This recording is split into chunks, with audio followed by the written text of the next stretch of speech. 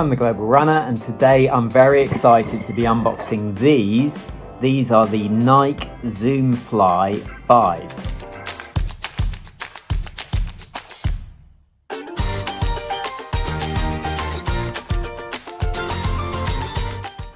So before we go about unboxing those, I do have a pair of the originals. These are the SP version of the originals. Now you remember when Nike came out with the original Vaporfly, they created this, which was the baby brother, which was the Nike Zoom Fly. So this is the original, and it was a super stiff plated running shoe with React foam, I think it was, in the back here, and so it was quite stiff and quite sort of firm. But I really enjoyed these. What we're going to do today is we're going to unbox the big brother of these, 5th generations down. So we're going to be unboxing the Nike Zoom Fly 5. So here we go.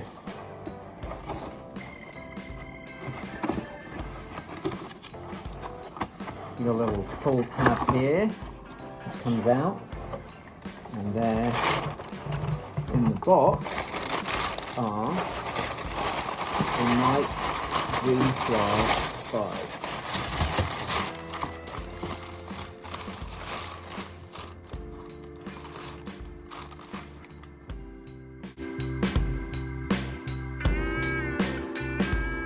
So straight away we can see quite a few things. We've had some cutouts in here to obviously make it a bit lighter.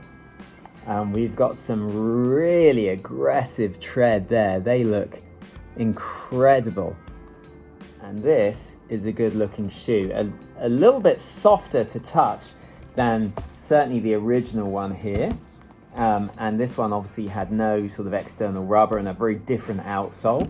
This has gone for a lot more of an aggressive outsole with a ton of rubber here. So I'll just take the stuffing out of this. So it's not a light shoe, but it's definitely not a heavy shoe. It says push limits and break barriers. I think this is the type of shoe that you would put in the everyday shoe category. I imagine you could put it in a tempo type of shoe category as well. So sort of the everyday shoe, but if you wanted to pick up the pace, this definitely could. It's got quite a cool little design on the back for a bit of aerodynamics, which I really enjoy. The tongue is quite thick, but not gusseted at all. And we've got, I don't know if you can see my fingers through there. So it's quite sort of thin mesh on the side, but really just quite an exciting shoe to look at.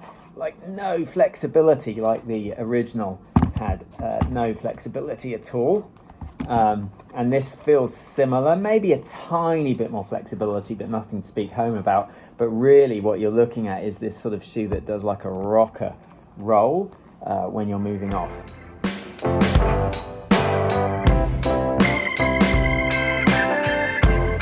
Okay, so we'll do a comparison of the weight of the Fly 1.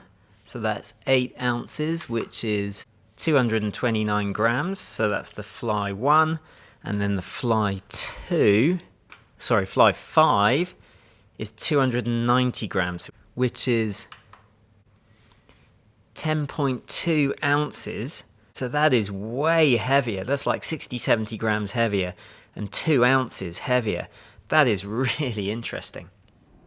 And I don't know if this comes out in the video, but the newer shoe, the Zoom Fly 5, seems a lot higher, like a lot bigger stack height, and is also a lot longer than the old shoe. So that's quite a strange thing there, but they both feel the same in terms of the right type of size.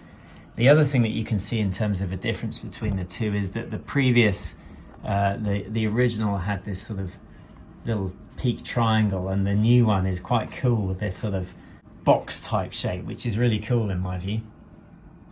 So let's try them on. I'm excited to get them on my feet. So here they are, the first try of the Nike Zoom Fly.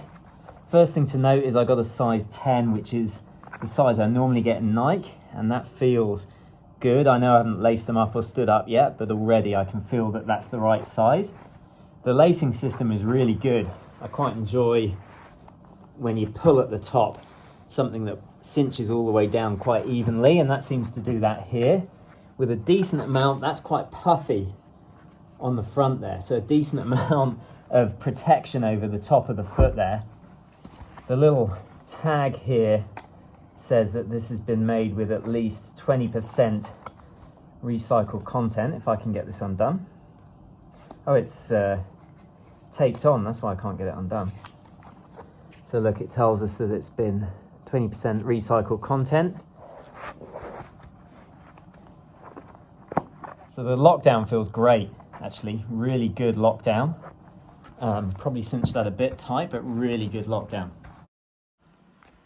So I've got the shoes on foot and they immediately feel comfortable. You can feel a little bit of arch support in there, and you can definitely feel the foot rolling as you move. But really looking forward to getting these out and trying them out and seeing how they feel out on the roads.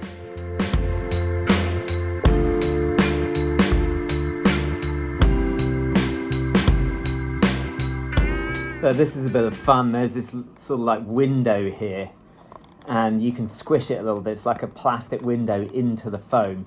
So you can really see the foam underneath there, which is quite fun. That's I quite like that. I understand that there is an 8mm drop in this, so that's quite an aggressive drop to sort of push you forward onto your toes. And these cost me $210. So sort of in the mid-range, if you can believe it now, of the cost of running shoes, certainly for Nike.